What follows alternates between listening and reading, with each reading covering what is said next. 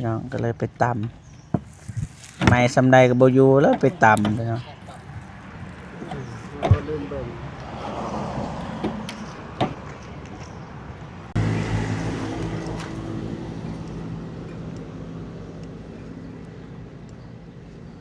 บ่เห็นอย่างแล้วมันมืด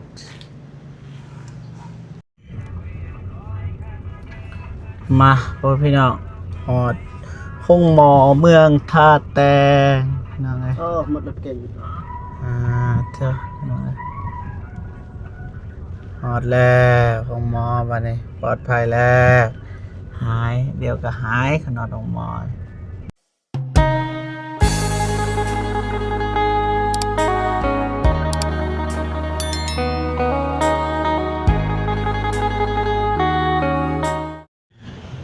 เปิดภาพมาพี่น้องนะนี่แหละคือเห็นกำลังแป้งรถพี่น้องเลยมาแต่ไปส่งอ้ายเพิ่นไปกวดพี่น้องเนาะแต่บ่เจอพี่น้องเนาะแต่ว่าทางเฮายังรอท่าในระหว่างรอท่าพี่น้องบ่เจ็บก็เอารถเข้าอูไปติดกาวหรือว่าติดเสื้อรถพี่น้องบอนที่บ่เจ็บซนนั่นแหละมันพังเบิดพี่น้องนะให้อ้ายเพิ่นจัดการให้บ่ฮู้ว่าราคาเท่าใดพี่น้องเนาะคร่าวๆก็คือ300,000กีบพี่น้องประมาณ500 บาทพี่น้องประมาณนั้นไม่แต่ว่าไปเบิ่งไปชมกันเลยพี่น้องนะเบิดโอเคเพชรพี่น้องซื้อใหม่ซ้ำรถเก่าพี่น้องนะไปตำจนเบิดนี่ตอนนี้ก็ลุออกนะแต่ว่าบ่ตูนกับบ่ฝนนี่หันเลยนี่อยู่หน่อยนึงแต่มาเมื่อวานตำอีกแล้วก็เลยสบายดีเด้อไอ้คนรอ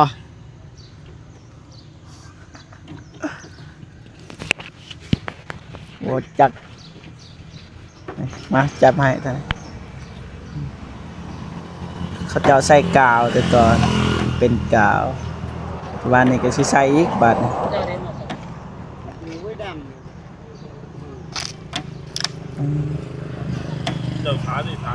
กับทักทายสบายดีเด้อพ่อแม่พี่น้องเบิดสุขุสุขนพี่น้องเนาะ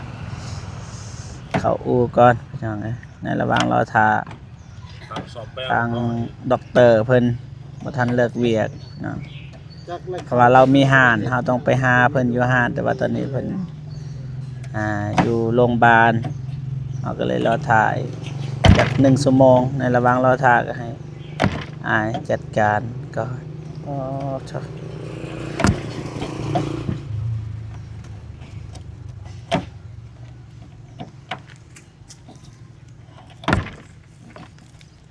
ครับบ่เสียน้องก็เลยไปตำไม่สำใดกับโบอยูแล้วไปตำเลยเนาะ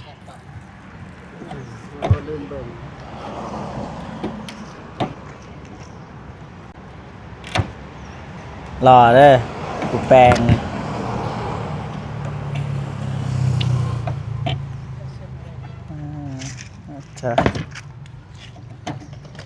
นี่เนาะพี่น้องเลยพอเจ็บบ่ฮู้ยัง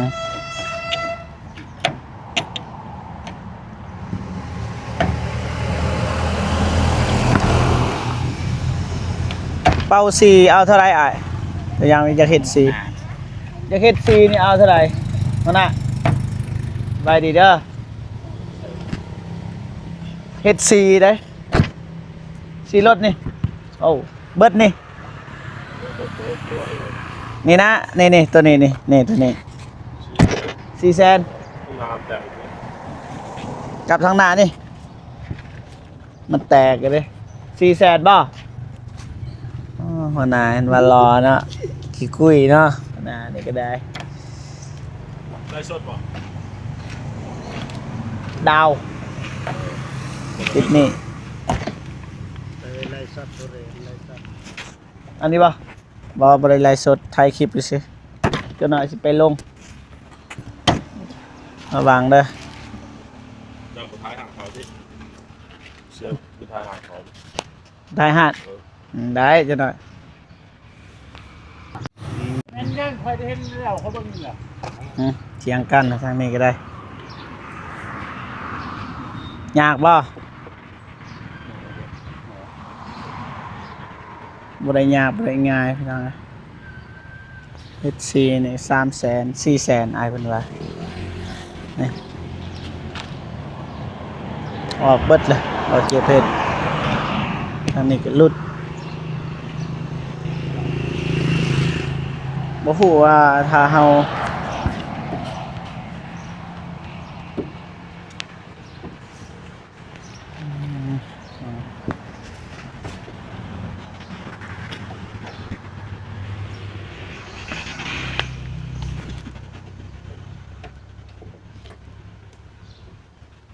ใส่ข้าวไม่บด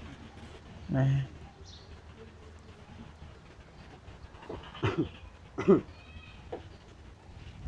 บ่ตูนน้องบองบ่ฮู้ว่าไปไสทีมงานเนี่ยเฮาได้มาทางนี้บาดนี่ ไปเห็น500ป้ายเขาฮะ รถเขา บ่แม่นดอกรถเจ้านี่เขาไม่ก็ท่าบ่มันคือบ่จริง มันจะว่าสิทายเป็นระยะเอาเป็นช็อตเอาพี่น้องเอ้ยอันนี้เรียบร้อยแล้วนี่ออกเบิดเลยนี่แหละบอลนี้แหละติดบอลเบื้องหน้านี้พี่น้องเอ้ยปับเถอะ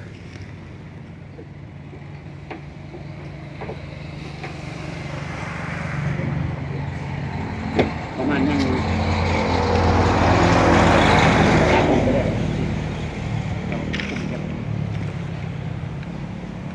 เก็บหลายเดี๋ยวนี้ประมาณ5-8กับเดือนเล็กมื้อนึงก็กินบุญบ้านพอไปเฒ่าบัดเทิงบ่ได้เก็บกับซ้ำนึง คนหนึงจับคนหนึงเฮ็ดพี่น้องเอ้ยอ่า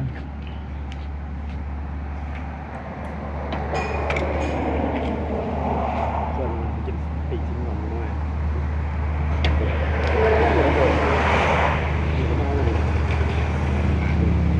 เจ็บที่โตเอ้าแจ็คข้างเลือดเลยวะเอ้า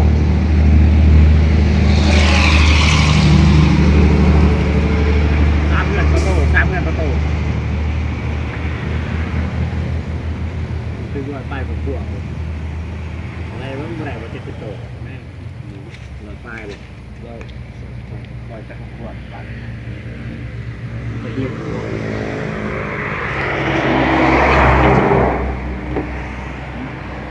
ให้ผู้เชื่อม เรียบร้อยมันนะขั้นตอนแกะนี่เรียบร้อยเบิดหายเบิดนี่หายมันนี่โอ้ขั้นตอนต่อไปเดี๋ยวว่ากันพี่น้องเอ้ยขั้นตอนต่อไปบ่ฮู้ว่าอ้ายเพิ่นสิเฮ็ดหยังต่อ บ่มี ตอนคัด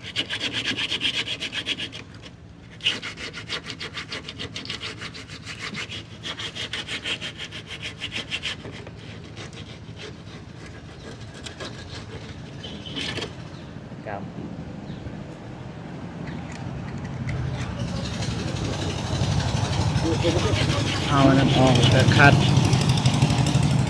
แต่อ้ายเพิ่นสิเฮ็ดแนวใดหาเบิ่งทำการพี่น้องเอ้ย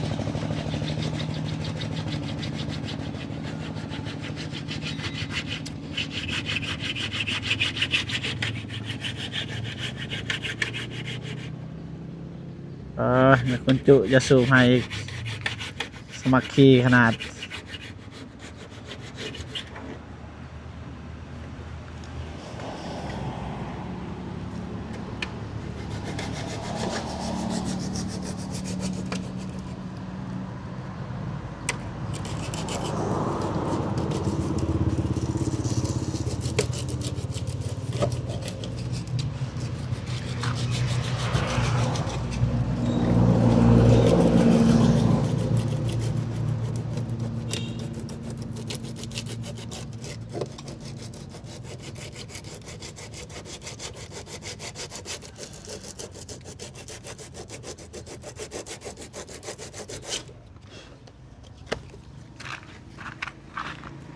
เกือบ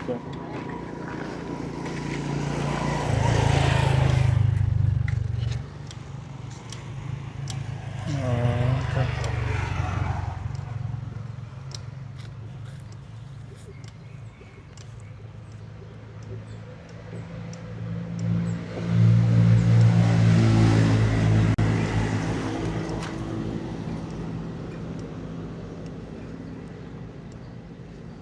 บ่เห็นหยังแล้วมันมืด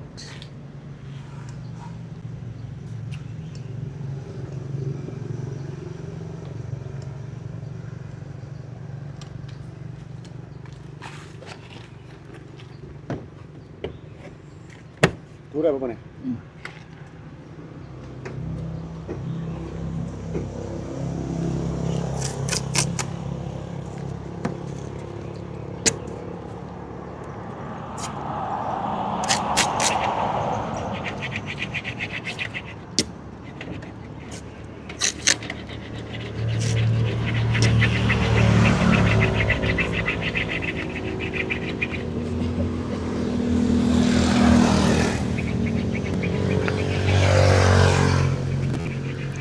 โอ้โห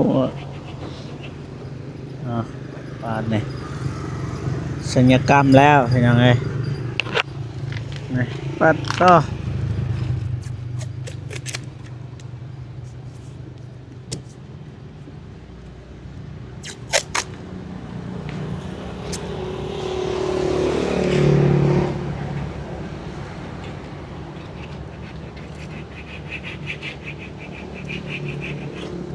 เรียบร้อยทางนี้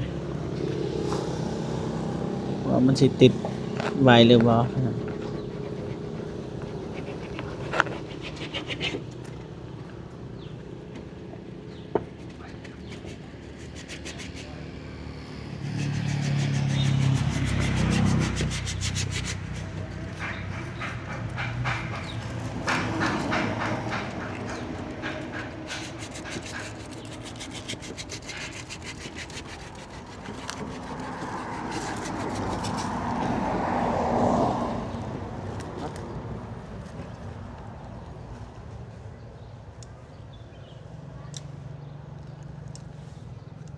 ไปเกาะ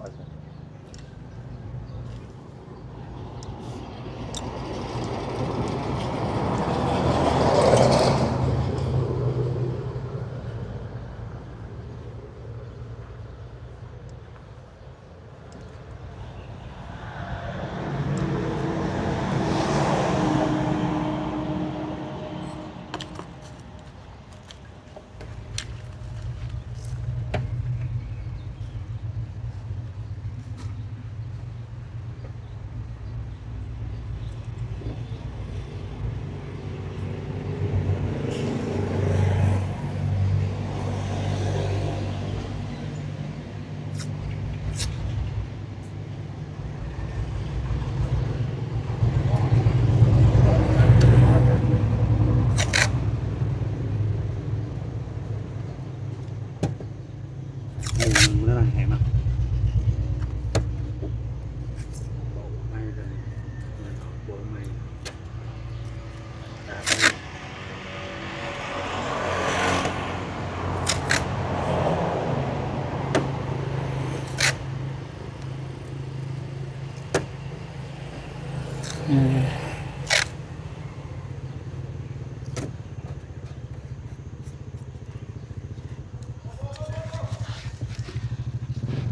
Đâu nốt cái này trên kia, ได้ไหมวะ nốt may được xanh xanh cái này được.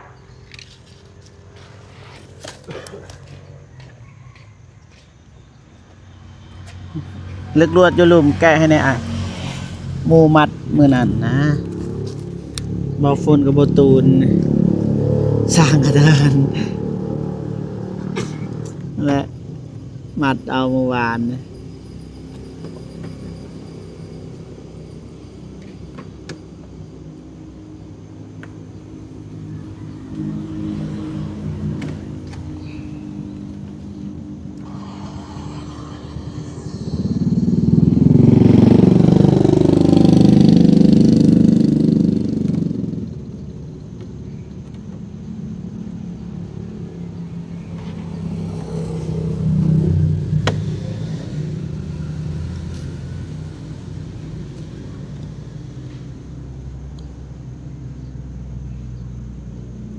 สร้างตูนกับสร้างฝนพี่น้องเอ้ย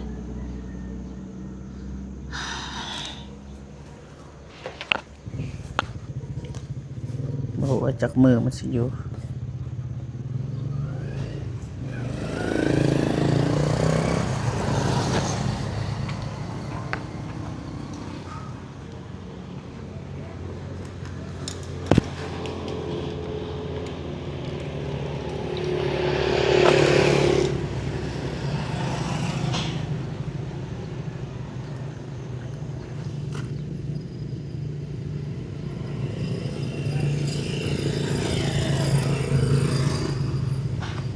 มาณนี้ครับพี่น้องเดี๋ยวสิทายยังไง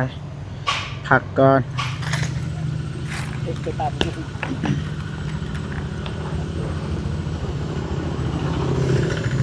ตัวนี้แกะออกก็ได้นะตัวนี้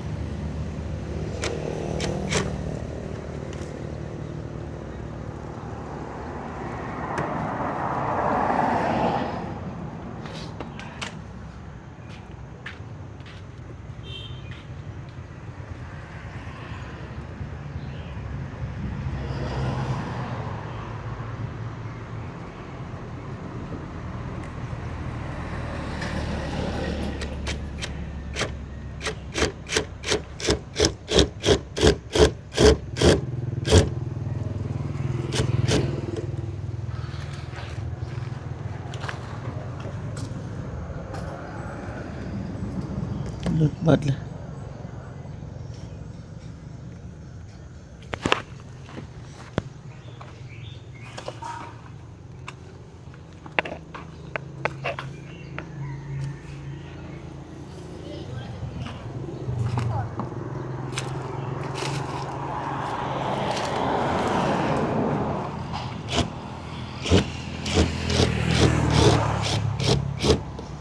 หายไปเบิด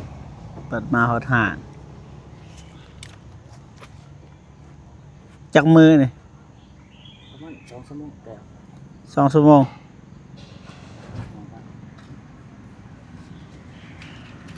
2 ชั่วโมงพี่น้องเอ้ยแน่นอยู่ไอ้พี่น้องมาเนี่ยเรียบร้อยพี่น้องเอ้ย300,000 กีบหรือว่า500 บาทไอ้เป็นใส่เกาให้บ่เห็นมาเอาเงินเมื่อเลยสบายพี่น้องเอ้ย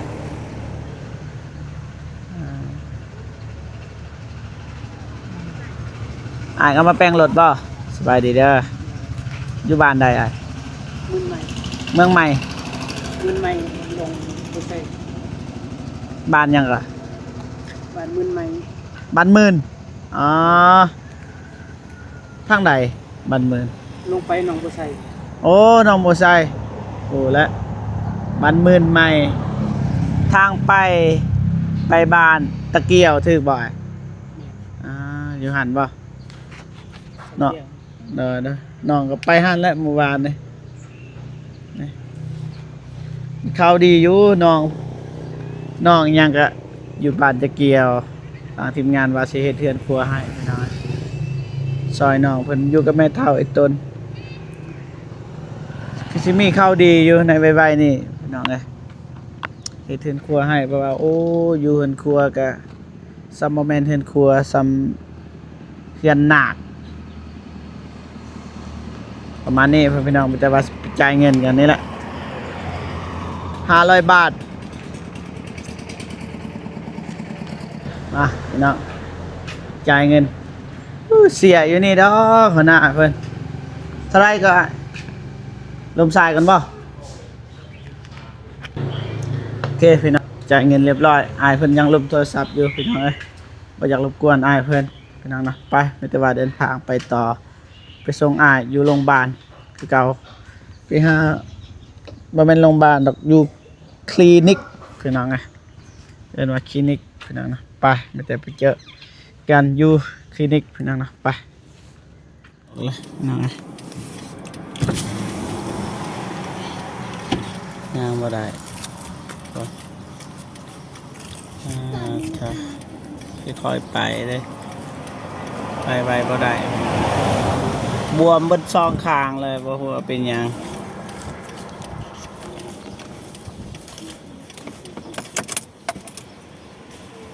ไปเอาเบิดกัน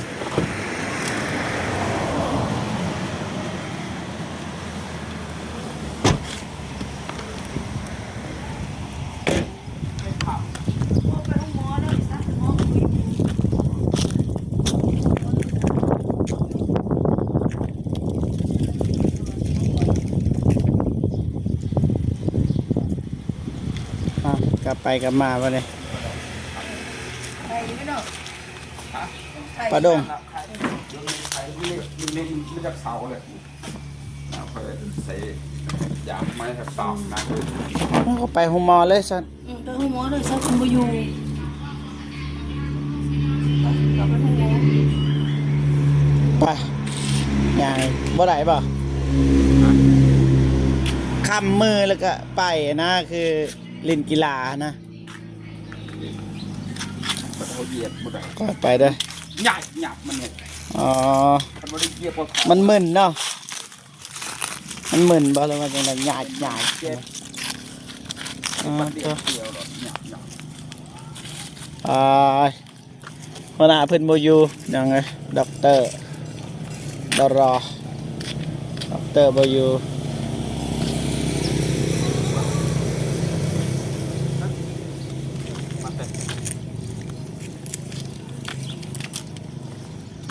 ไปเลยไปโรงพยาบาลต่อพี่น้องเอ้ยเถอะไปเด้อ คอยมันก็ อ้ยา เบ็ดเลยรถง่ายได้เบ็ดได้ ไปขึ้นมาเนี่ยไปพี่น้องเดินทางต่อ ไม่แสบ เปิดมือเลยมื้อนี้พี่น้องเอ้ยเป็นบ่อยู่อุตสาห์ท่า3-4 ชั่วโมงพี่น้องเอ้ยไปมาโอ้พี่น้องฮอดห้องหมอเมืองท่าแตงพี่น้องเอ้ย หมดรถเก่ง เถอะพี่น้องเอ้ยฮอดแล้วห้องหมอบัดนี้ปลอดภัยแล้วหายเดี๋ยวก็หายขนาดห้องหมอถ้าน่าสิบ่ได้ซักตัวตามเบิ่ง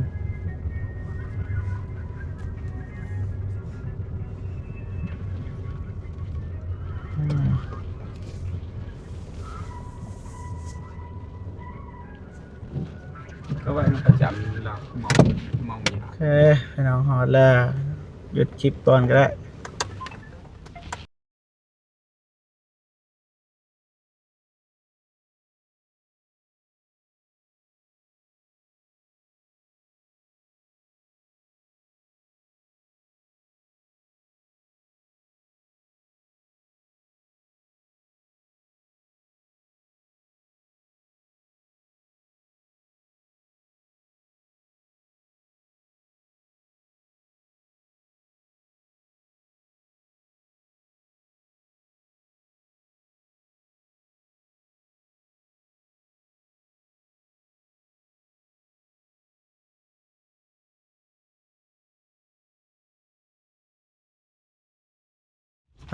ยังไง เดินเร็วสิ ได้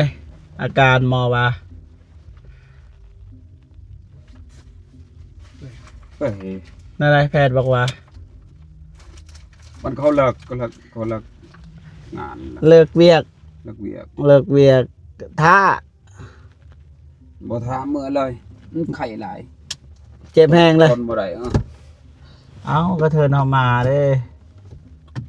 เดี๋ยวท่าแล้วไปเมื่อบอสบายจังไร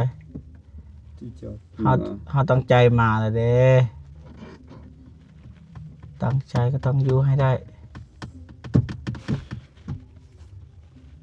ถ้าขนาดว่าเมื่อได้นี่ลูกน้องในมีหน้าที่ขับรถเมื่อบ่ เมื่อ มากับเมื่อเคารพการตัดสินใจของอายเพื่อนพี่น้องนะโอเคพอพี่น้องนะเบาเจ็บก็ขออนุญาตจบคลิปก่อนนะเจอกันคลิปหน้าพี่น้องสิไปแวะหาโบตูนแล้วก็น้องบองไปทำงานด้วยกันคือเก่าพี่น้องนะเจอกันสำหรับคลิปนี้สบายดีเด้อบ๊ายบายพี่น้องไป